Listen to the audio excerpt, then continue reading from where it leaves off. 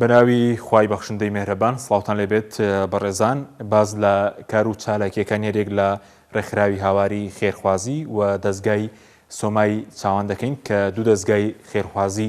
کۆمەڵی دادگەرین باز لە چالاکیەکانیان دەکەین لە ساڵی 2023 کە بە بڕی ملیارێک و 400 ملیۆن دینار هاوکاری منداڵانی بێباوک هەژاران و خەڵکی کەم دەرامەتیان کردووە. سەرەتاگر لە کار و چالاکیەکانی دەستگای سۆمای چاوان دەست پێ بکەین کە دەستگایەکە سەر بە ڕێکخراوی خوشکانی ئیسلامی کوردستانە کە سەر بە کۆمەڵی دادگەری ڕێکخراوی خوشکانی ئیسلامی کوردستان و تایبەتە بە منداڵانی بێباوک لە ساڵی 2023 چالاکی زۆری ئەنجام داوە بە بڕی زیاتر لە 1 ملیار دینار هاوکاری منداڵانی بێباوک و سەرپەرشتیارانی منداڵانی بێباوکی کردووە. ئەگەر بینی سەرجۆری هاوکاریەکان و بڕێ و پارش کە خەرج کراوە دیارە موچەی مانگانە هەیە لە دەستگای سۆمای چاوان 1040 منداڵ موچیان بۆ بڕاوەتەوە کە مانگانە پێیان دەدرێت لە ساڵی 2023 874 میلیۆن و 17 هزار دینار بۆ منداڵان خەرج کراوەک و موچە دیار لە دەرەوەی موچەش هاوکاری ئەو منداڵانەش هەیە کە منداڵی بێباوکن و موچیان نییە لە دەرەوەش هاوکاری هەیە کە بۆ منداڵانی بێباوک بە بڕی 125 میلیۆن و 325 هزار هاوکاری کراون واکرینی خانوویەکە بۆ خانەوادەیەکی بێباوک کە 47 میلیۆن و 400 هزاری تێچووە و لە هەمان کاداکردنەوەی خولی درومان بووە بۆ 28 دایک کە سەرپەرشتی منداڵی بێباوک دەکەن کە وێڕای خولی درومان مەکینە و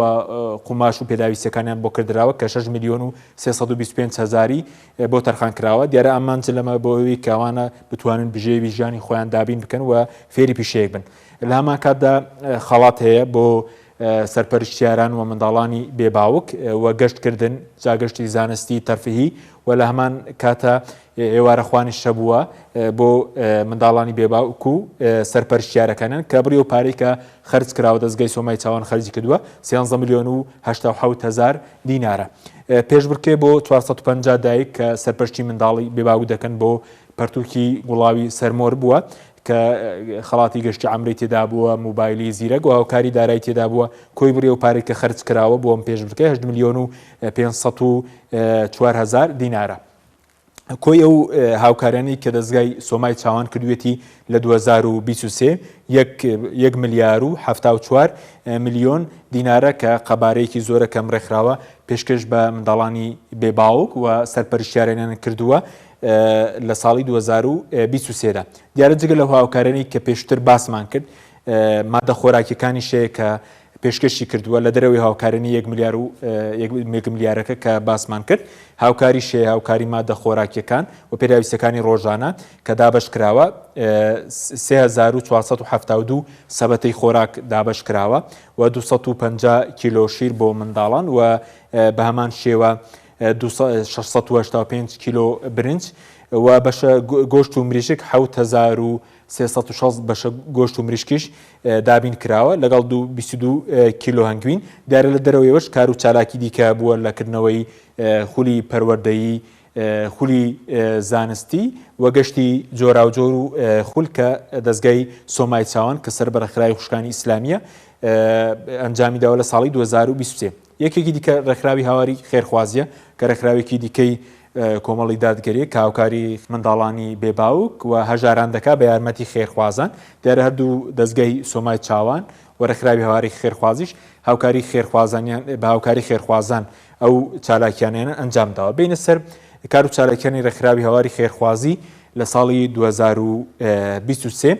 کە بە بڕی زیاتر لە 322 میلیۆن دینار هاوکاری هەژاران و منداڵانی بێباوکیان کردووە بینە سەر وردەکاری موچەی منداڵانی بێباوک مانگانە و لە کۆی ساڵەکەشدا 275 میلیۆن و 143 هزار خەرج کراوە و سەبەتەی خۆراکە دابشکردنی سەبەتەی خۆراک کە 13 میلیۆن و 961 هزاری بۆ تەرخان کراوە بۆ منداڵانی بێباوک و بۆ هەژاران و هاوکاری هەژاران و بێباوکان هەیە لە دەرەوەی بڵین سەبەتەی خۆراک و موچەی مانگانەش هاوکاری هەژاران و بێباوکان کراوە 26 میلیۆن و 179 هزار دینارە دابینکردنی پۆشاک و جلوبەرەکەی بۆ منداڵانی بێباوک و بۆ هەژاران بە بڕی 7 میلیۆن و 536 هزار دینار کۆی گشتی کار و چالاکیەکانی دەستگای هاواری خێرخوازی لە ساڵی 2023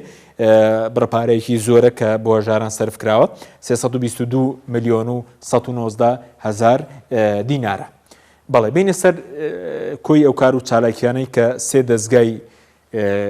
دەستگا و ڕێکخراوی خێرخوازی کۆمەڵی دادگەری لە ساڵی 2023 ئەنجامیان داوە بە بڕی نزیکەی 10 میلیارد دینار سەرفکراوە بۆ خەڵکی هەژار و کەم دەرامەت و منداڵانی بێباو بەم جۆرە بووە. دەستگای خێرخوازی بەخشینمان هەیە لە ساڵی 2023 7 میلیارد و 779 ملیۆن و 962 هزاری خەرج کردووە بۆ هەژاران و کەم دەرامەتان و نەخۆشان و دەستگای سۆمای چاوان 1 میلیارد و 74 ملیۆن و هەروە چەندین پێداویستی ڕۆژانە خۆراکی دابین کردووە و ڕێکخراوی هاواری خێرخوازی 322 ملیۆن و 119 هزار دیناری لە ساڵ 2023 بۆ هەژاران و